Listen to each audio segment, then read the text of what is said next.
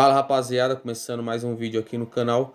E o Tite aí tá voltando, hein? Tudo indica aí que o Tite tá voltando. Eu vou estar reagindo aí todas as informações do Corinthians após aí a vitória contra o Sport no sábado. E o novo técnico aí com o Ramon sendo mandado embora. Quem vai ser o novo técnico?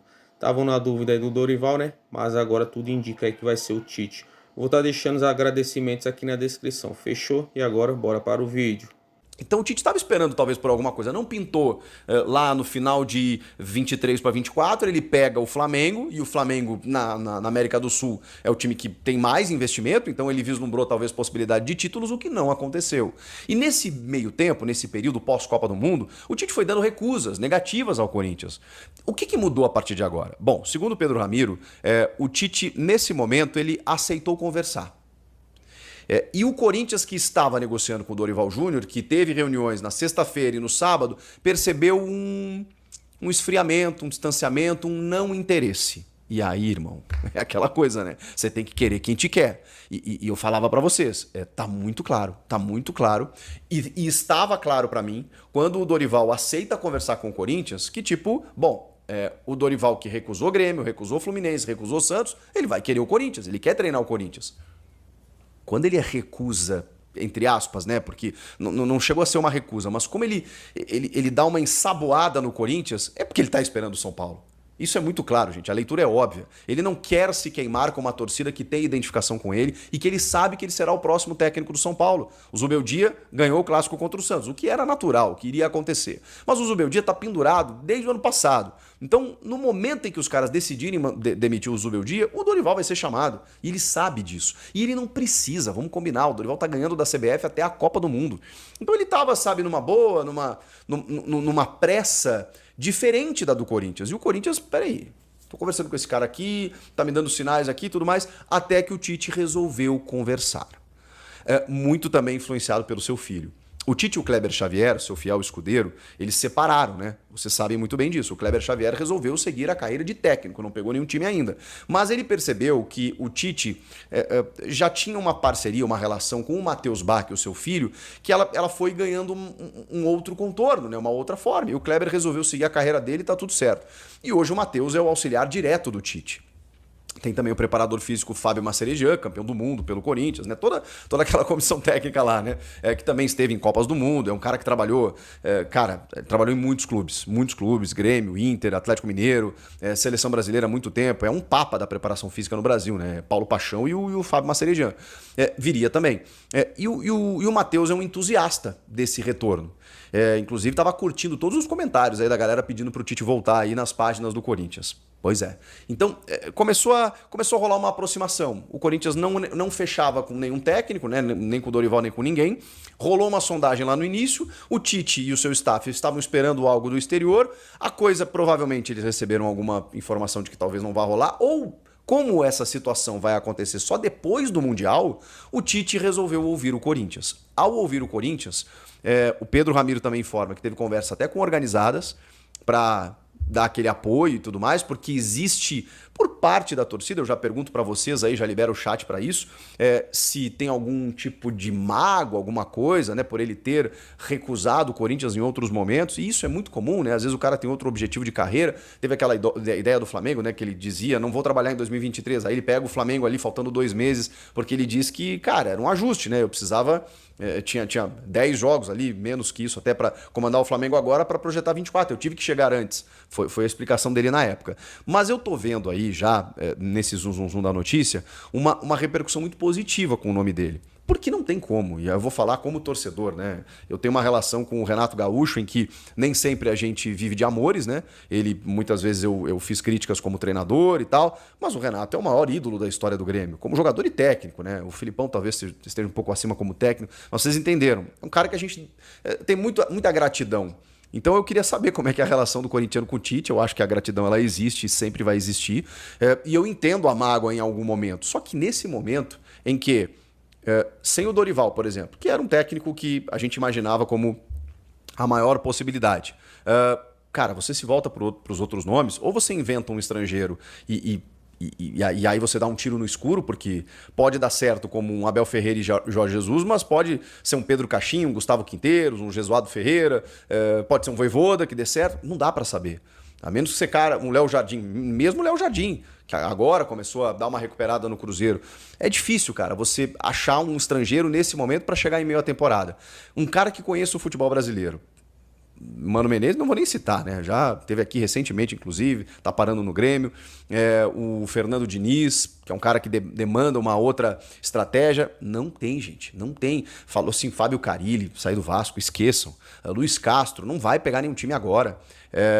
Esse sim conheceria o futebol brasileiro, acho que chegaria, acho que é bom técnico e tal. E mesmo assim, cara, mesmo assim, se ele não desse resultado em 5 jogos, a pressão seria gigantesca. O Tite, ele chega com outro status. O Tite é o Tite, cara. O Tite é o maior técnico da história desse clube. O que o Tite conseguiu no Corinthians, em mais de uma passagem, é inacreditável. E o cara volta, ainda é campeão brasileiro de novo. Então, assim, o Tite é o Tite. Tem informação do Corinthians, hora que a senhora, como comandante desse programa, me autorizar sobre uma reunião que vai acontecer daqui a pouco. Pode falar agora. Diretoria do Corinthians se reúne daqui a pouco na parte da tarde com o treinador Tite, para definir tudo. Dorival, acabou a história do Dorival. Hoje, pelo jeito sim, né? Era a terceira opção, o Dorival. Era a terceira opção que nós falamos aqui, inclusive. Tite, então, com reunião. Ele ou representantes? Não, ele, o Corinthians, todo mundo. A informação que chegou para mim hoje à tarde para ver o que vai acontecer. Muito bem. Os dois, Sport 1, não consegui fazer a live e depois tem atualização sobre o novo técnico do Corinthians, tá? Mas falando especificamente do jogo, comandado aí pelo interino Orlando Ribeiro. Um Corinthians que começou o jogo, vocês viram, né? Criando muitas situações, se aproveitando da saída de bola errada do Sport, forçando o erro do Sport, marcando em cima, né? Marcando alto, conseguindo recuperar muitas bolas, mas perdendo uma infinidade de gols. Era surreal que até os 28, 30 minutos o jogo ainda estivesse 0-0. E em favor, né? E não em favor do Corinthians, porque, gente, para quem não viu o jogo, para quem viu sabe o que eu tô falando, mas para quem não viu, eram, sei lá, umas 10, 12 oportunidades, né, nesses 30 minutos. Nos 10 primeiros minutos já tinha 5 oportunidades. Eu tô falando de oportunidades claras de gol. Yuri Alberto perdendo o gol, Romero, o próprio Memphis, bola passando, pegando na trave, passando do lado do gol, goleiro defendendo, batendo na defesa, erros assim infantis de finalização, algumas displicências, como o do Yuri, por exemplo, numa bola pelo lado esquerdo que ele pega num contra-ataque, assim, que ele chuta meio que com nojo, assim, sabe? Não é nem perfil do Yuri fazer isso, mas foi o que pareceu no lance. Mas um Corinthians criando num 4-3-3, sem um meia articulador ainda, né? Sem o Garro, sem Coronado, com aquela escalação que a gente já conhece, com Ranieri, Carrilho, Bidon, na frente Memphis, Romero e Yuri Alberto. Com uma diferença na lateral direita, né? Com o Léo Maná e a dupla de zaga, o Félix Torres e o Gustavo Henrique. O Orlando Ribeiro, como é natural, né? O técnico do Sub-20, ele utilizou alguns jogadores da base, né? O próprio Dieguinho entrou no segundo tempo, o Rian foi uma alternativa inicial, né? No lugar do Ranieri. Ele conseguiu contemplar também o Maná, que começou como titular, esses jogadores da base, e foi tentando entender o que acontecia no jogo, porque depois do Corinthians perder essa infinidade de gols, o que aconteceu? A partir dos 28, 29, 30 minutos do primeiro tempo, o Sport até começou a se soltar e encontrando alguns espaços que é algo que o novo técnico vai precisar corrigir, né? Tem alguns espaços que ainda se oferecem em frente à área, né? Pelas laterais, e com isso o Sport começou a chegar. E é impressionante como o Matheus Donelli, ele é inseguro, né? Ele tem umas inseguranças que as finalizações começaram a acontecer, uma bate na trave, que ele não chegaria, a outra passa perto do gol, que ele não chegaria. O Sport começou a chegar com mais intensidade, que eu falei, poxa, uma hora eles vão acertar, né? E esse é o risco, né, de você perder muitos gols, porque em algum momento o adversário pode ser mais eficaz do que você, e foi o que aconteceu. E aí o Sérgio Oliveira faz o gol, isso com 30 minutos ali, né? Acho que é por aí, né? Como foi no ano passado, quando ele tinha o Garro abastecendo ele e o Yuri. Aí ele despontou. Quando ele, nesse ano, sem a presença do Garro, precisa se movimentar muito mais, fica mais difícil. Então eu entendo a crítica do Memphis. E aí o que ele faz? Ele critica, ele dispara, ele causa, provoca, né? Não só ele, mas a entrevista dele e todo o contexto provocam a demissão do Ramon. Vem no primeiro jogo, um jogo que parecia ser mais simples, né? O lanterna do campeonato, mas o Corinthians adora se complicar nesse tipo de jogo. Só que aí dentro de um cenário que se torna adverso, ele vai lá e resolve o jogo. e vira a partida para o Corinthians. Mas, de novo, uma das frases dele foi exatamente isso, né? Poxa, a gente não ganha com sobras, a gente não ganha tranquilo, a gente ganha sempre com uma arma na nossa cabeça. E foi o que aconteceu contra o Lanterna. Então, claro, a gente está falando de uma transição, de um trabalho que foi interrompido, de um técnico interino, de um primeiro jogo sem treinador. Então o importante era os 3 pontos, até para se recuperar da derrota no derby e dos últimos resultados aí, né, para que o Corinthians pudesse conquistar uma vitória e tava já uma condição de tabela um pouco mais perigosa, né, mesmo sendo começo do campeonato.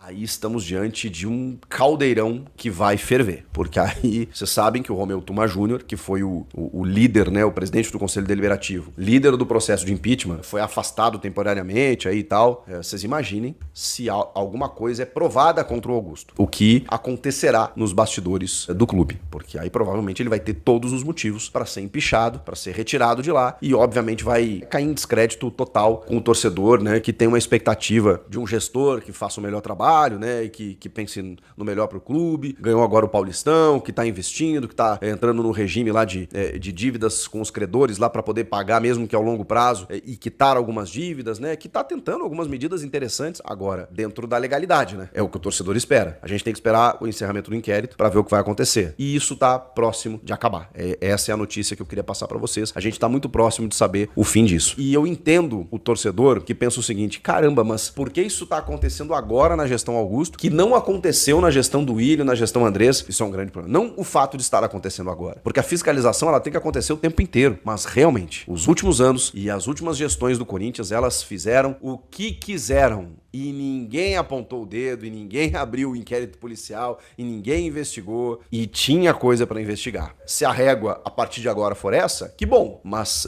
vai sempre ficar esse questionamento, né? Por que não investigaram lá atrás? Então, rapaziada, como vocês viram aí, o Corinthians estava tentando negociar com o Dorival, né? Mas aí parece que ele deu para trás. Na verdade, ele tá querendo treinar o São Paulo. Ele sabe aí que vai ser o próximo técnico do São Paulo. Então ele tá esperando essa oportunidade. E na minha opinião, vou estar falando aqui como torcedor, vou estar dando a minha opinião para vocês. Entre o Dorival e o Tite, eu prefiro 1000 vezes mais o Tite aí. Ele já tem uma identidade com o Corinthians, né? Ele já entende bem aí o que é ser Corinthians. Nesses últimos anos aí do Corinthians, ele foi o melhor técnico. Ganhou a Libertadores, ganhou o Mundial, ganhou a Recopa, ganhou o Brasileirão. Ele ganhou praticamente tudo que disputou. E tá na nossa memória, né? Lógico que tem alguns torcedores aí que torcem um pouco o nariz aí, porque ele não aceitou vir para o Corinthians algumas vezes, né? Mas eu acho que agora ele vem. Eu acredito que agora ele vem. E na minha opinião, ele vai ser uma baita contratação. Com esse time que o Corinthians tem nas mãos do Tite, eu acho aí que vai dar bom pra gente. E é isso, rapaziada. Se você gostou do vídeo, deixa o seu like. Se você é novo aqui, se inscreva e compartilha esse vídeo com o amigo. Todo dia aí, informação sobre o Corinthians. Falou!